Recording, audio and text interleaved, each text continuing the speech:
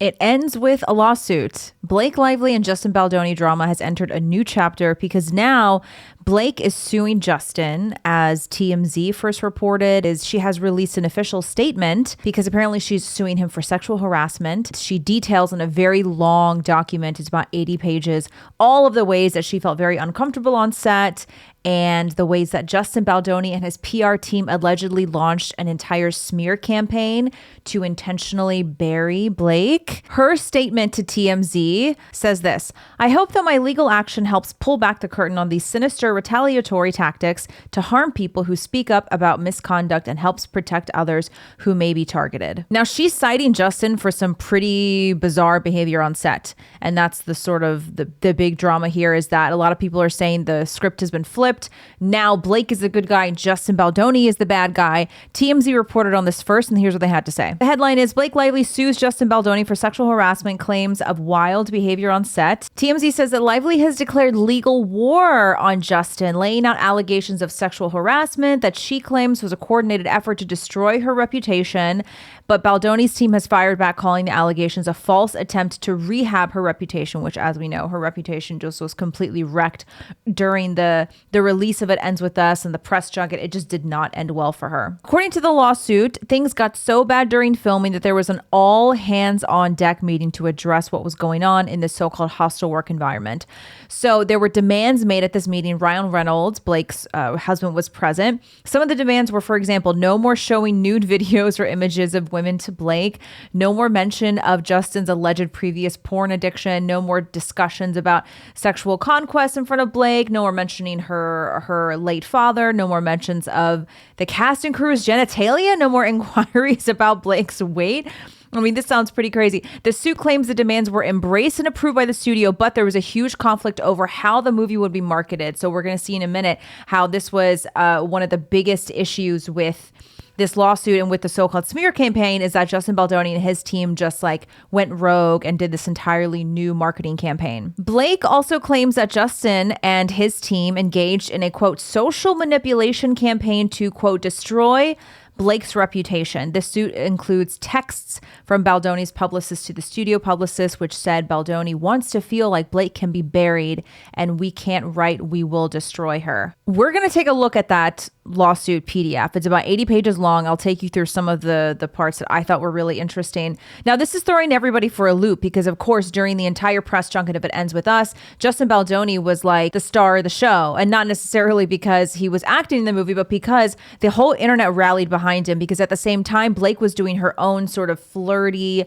flowery, very lighthearted press junket with all the press hits and the interviews. It just seemed like two very different films were being promoted here. What comes to mind isn't so much about the work that went into it, but about the why behind it. If a Lily Bloom in real life can sit in this theater and maybe make a different choice for herself than was made for her, maybe she sees herself on that screen and chooses something different for herself. That's why I made the movie. What's your childhood dream? To wear Britney Spears' Versace dress. The one thing you want people to take away from this project, what would you say? Hope that everybody has the ability to end a cycle that they didn't ask for. We can all say it ends with us in our life. Is she great? Yes. What did you love about her? I just love that she was just like an amalgamation of contradictions, yet it made perfect sense for her. So she's incredibly strong and self-assured and knows who she is, yet she's vulnerable and she's tender and she gets lost. I love that she was, masculine and feminine. I love that she liked old things and then new shiny things. And she was very utility and practical, but sort of over the top and glamorous in other moments. I'm sure you guys remember this if you follow the whole drama, because they didn't even go to the movie premiere and watch the movie in the same theater. They didn't do any interviews together. Justin obviously focused heavily on DV victims, and Blake was doing a completely different thing. She was talking about Versace, the Britney Spears Versace dress, and she was promoting her new hair care line, Blake Brown. So knowing all that background, let's look into this 80-page lawsuit. Now, first, I want to say that I got this PDF from YouTuber Annie Elise. She released this for free on her Patreon. So if you want to go look at it yourself, go to patreon.com/Annie Elise and you can see it for free. So here we go on the first page. Complaint for damages for sexual harassment, retaliation, failure to investigate, prevent, and or remedy harassment, retaliation, aiding and abetting harassment, blah, blah, blah, intentional infliction of emotional distress, negligence, false light, invasion of privacy, interference with prospective economic advantage.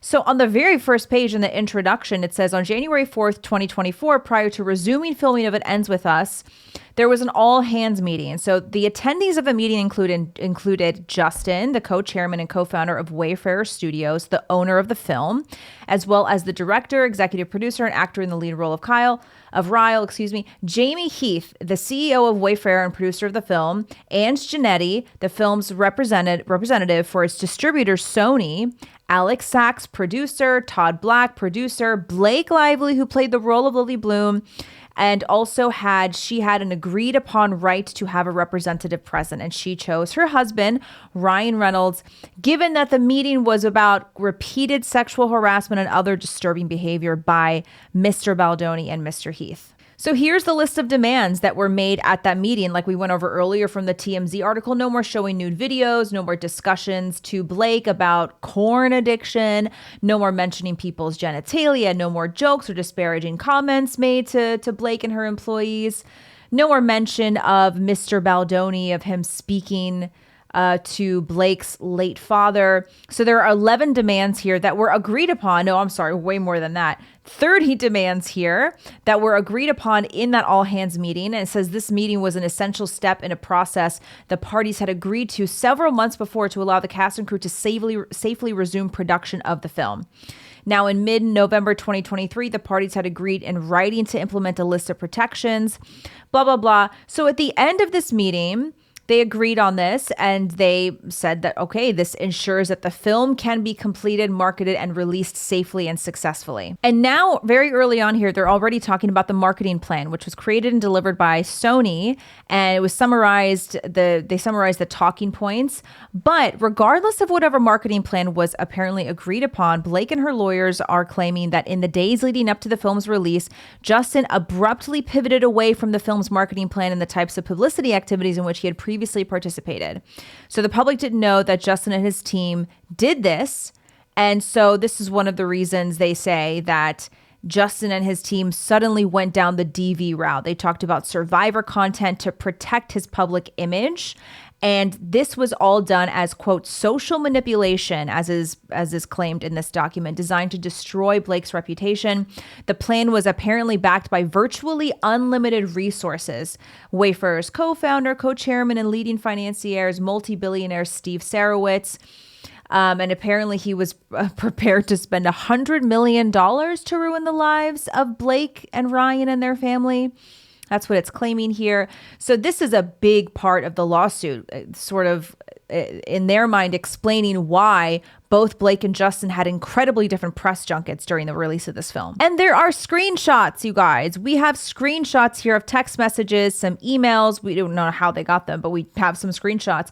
So it says here that initially Justin expressed concerns that the written plan was insufficiently aggressive to protect him. So in this text message here, it says, "Morning, not in love with the document they sent, not sure I'm feeling the protection I felt on the call." So this is just them discussing what the plan is, and he wanted them to be more aggressive, allegedly. And then there's another exchange here saying that Justin wants to feel like Blake can be buried. And then the PR team replied and said, "We can't write it down to him. We can't write, we will destroy her." That's pretty bad to say in writing, and that's exactly what they said. And this in particular is being circulated a lot online right now. So in this other screenshot of the text message, Justin cited a screenshot of an article of Hailey Bieber saying that, you know, she was known for bullying other women. And he said, this is what we would need. So essentially saying that this is the kind of targeted effort they want to make towards Blake to make it sound like she's a mean girl. On August 10th, the day after the film was released, the team reported that they had, quote, started to see shift on social due largely to Jed and his team's effort to shift the narrative. So now in these screenshots, they're kind of bragging to each other that this is working so far. It's not looking good for Blake. And someone even said, this was from Melissa Nathan. She said, the majority of socials are so pro Justin, and I don't even agree with half of them, LOL. And they're sort of bragging to each other. This is also from Melissa Nathan. He doesn't realize how lucky he is right now. We need to press on him just how effing lucky. And this is, you probably remember, this is the time where everyone was just piling on Blake at the same time. And on August 15th, Melissa Nathan remarked that this went so well, it was genius. So, okay, we have the 4 majors standing down on HR complaint. On August 16th, you may remember this headline from I almost said Daily Wire, but it's definitely not, the Daily Mail. It's entitled, "String of hard-to-watch videos that have surfaced following tone-deaf Q&A to promote It Ends With Us could tarnish 36-year-old star's golden Hollywood image for good." And they're celebrating this here. Jennifer Abel said, "You really outdid yourself with this piece." And then Melissa Nathan said, "That's why you hired me, right? I'm the best." There was another part in here that talks about the day of shooting the scene in which Blake's character gives birth. Justin allegedly wanted Blake to simulate full nudity. And then he started talking about how when his wife was giving birth, she ripped off her clothes during labor. And he claimed it was not normal for women to remain in their hospital gowns while giving birth. Now, apparently she did not feel comfortable, but it felt forced into a compromise that she would be naked from below the chest down. And when the birth scene was filmed, they said the set was chaotic, it was crowded, and utterly lacking in standard industry protections for filming nude scenes, right? Because usually you choreograph these scenes with an intimacy coordinator. But Blake is alleging in this lawsuit that she did not feel safe and said that she was mostly nude with her legs spread wide in stirrups and only a small piece of fabric covering her genitalia. And then later on, it says here that Justin was discussing personal sexual experiences that made Blake feel really uncomfortable. Apparently, during a ride with Blake, Justin claimed that he had been sexually abused by a former girlfriend. And then he said, "Did I always ask for consent? No. Did I always listen when they said no? No." And he claimed this was an example of how we all have things from which we can learn and grow. And then he started talking about how he used to hook up with women. And then he spoke about his previous corn addiction and would apparently often reference corn to Blake. And the lawsuit says, hoping to shut the subject down, she said to him privately that she had never seen it because he asked her if she had ever watched corn. And then this one's pretty crazy. It says here, Mr. Baldoni engaged in other behaviors that were shocking and emotionally distressing. For example, he claimed he could speak to the dead and on several occasions told her that he had spoken to her dead father. It was off-putting and violative for Miss Baldoni to claim a personal relationship. That's supposed to say Mr. Baldoni. I found a typo. To claim a personal relationship with her recently deceased father. Okay, you get the gist of it. This goes on for another probably 40 plus pages. Like I said, you can go look at it for free. There was even a graph of the comparison between the positive comments of Blake Lively online compared to the negative comments of Blake Lively online. So her lawyers really put a hefty document together. But the whole point is that Blake is building a case here, attempting to prove that Justin and his PR team successfully ruined her reputation and did so intentionally with malice. But as I'm reading through this, what I find interesting is that what I remember, and I'm sure you do, sort of the peak of Blake's downfall online came when that Norwegian journalist released that interview from 10 plus years ago when she was promoting the Woody Allen movie Cafe Society. And I remember in that interview, she was so nasty and so rude to this interviewer. And that was really when Blake Lively saw her downfall. And it's interesting because this may have been the peak of her crash and burn, but it had nothing to do with Justin Baldoni and his PR team. First of all, congrats on your little bump. Congrats on your little bump. What about my bump? You've got 2 nice ones. They are kind of bumps, aren't they? No, not bumps. The lovely lady lumps. Check it out. Thank you. You like the movie or Everyone digital? wants to talk about the clothes, but I wonder if they would ask the men about the clothes. I would. I love Jesse's He has suits some and beautiful. how That's what I'm he saying. His wardrobe was beautiful. I know. Corey's Everybody. wardrobe I was know. gorgeous. He's Those so high-waisted pants. He's so great. I wish men And wore sorry, high-waisted too. pants I like know. that still. Or too. the father with his tank top in Oh, bed. it's so Just good. That was titled The Blake Lively Interview That Made Me Want to Quit My Job. And like I said, it's interesting that this was the peak of the Blake Lively hate online because this had nothing to do with Justin Baldoni's PR team. It just happened to coincide with this interviewer dropping this piece of her resume onto YouTube, just dumping it there and being like, hey, this moment really sucked.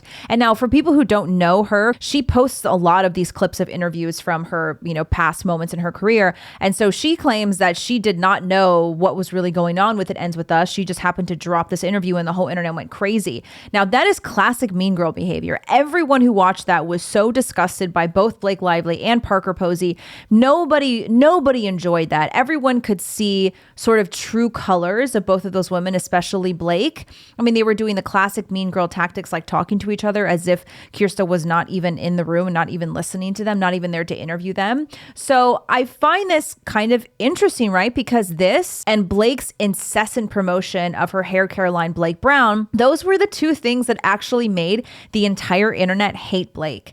So in this lawsuit against Justin Baldoni, she's citing all of these things that Justin and his PR team allegedly did to ruin her reputation. But if I'm being honest, I don't remember really any of that. Like, I don't remember that Daily Mail headline. All I remember was that interview dropping and it going nuclear online. It like broke the internet. So while Blake is suing Justin and his PR team for ruining her reputation, this video is out there and it just kind of like still exists, when arguably that was the thing that really ruined her reputation. So now you have people splitting up into two camps online. Some people are still not on board with Blake Lively, and they're claiming that she is directing her anger and her frustration to somebody else other than herself, because her reputation did crumble and fall. But it may not be because of Justin Baldoni and his PR team. It's really because she's an awful human being, and it was sort of revealed during the interviews, during that clip of her and Parker Posey. And then you have another section of the internet that's claiming that we are all misogynistic, that we're the misogynistic ones for, quote, siding with Justin when the whole drama broke out. And now they're claiming that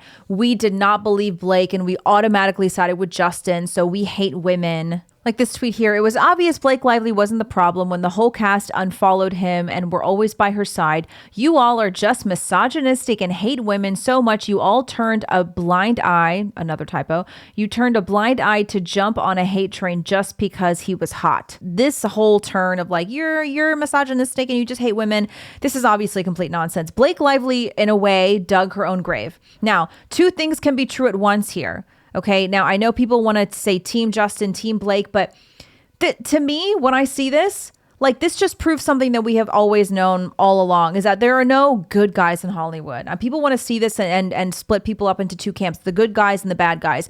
But very, very rarely do we actually see the good guys in Hollywood. Because initially, it was that Justin's a good guy and Blake's the bad guy. And now people are claiming that it's the opposite. Blake's a good guy and Justin's the bad guy. How about they're both the bad guy? I think two things can be true at once. I think Blake Lively is still a very vapid, shallow celebrity who used the promos of It Ends With Us to exclusively promote her hair care line, and she didn't care about DV, and she's an incredibly rude person who has shown those colors in multiple interviews. A second thing is also true at the same time, which is that Justin and his PR team probably did launch a smear campaign against Blake because they hate her or whatever, because everyone's a bad guy in Hollywood. And yeah, many of us saw Justin Baldoni and was like, oh, he seems authentic. Like, I thought he was authentic in those interviews. Maybe he wasn't. I guess he wasn't. Who knows? But I think two things can be true at once. And while this lawsuit may pull back the veil on Justin and prove to many of us that maybe he wasn't the good guy we thought he was, it still doesn't change anything about Blake's character, in my opinion. It doesn't make her out to be this good person all of a sudden. And I think that Justin Baldoni's lawyers are also right in saying that they're doing this to try to rehabilitate her reputation, because her reputation has been completely wrecked. And that's the sort of, in a way, the beauty and also curse of social media, is that, like, if this movie came out, or a similar movie came out 20 years ago, you wouldn't be able to have all of these internet sleuths looking at what's happening. Why aren't they in the same theater? Like, what is Blake saying in all the interviews compared to Justin? You wouldn't have all of these people posting all of the comparisons and everything. It's just a different world now. So in social media, these celebrities, like, they can be in a way taken down. So I think Blake is really feeling that, but it's not like suddenly the script is flipped and all of a sudden Blake is a good guy. What we're just discovering now is that they both suck. They're both bad guys. And it really proves that in Hollywood, pretty much everybody you see is a bad guy, and it's really cutthroat. They will do anything to get to the top. They'll do anything to get ahead. They'll do anything to try to make themselves seem a certain way. And I think this is what most people forget about Hollywood sometimes. We just love to watch it all. We love to watch the drama. We forget that everything is planted. Everything is carefully curated. did. For example, like the timing of releasing this lawsuit and releasing this statement is actually pretty genius. You know why?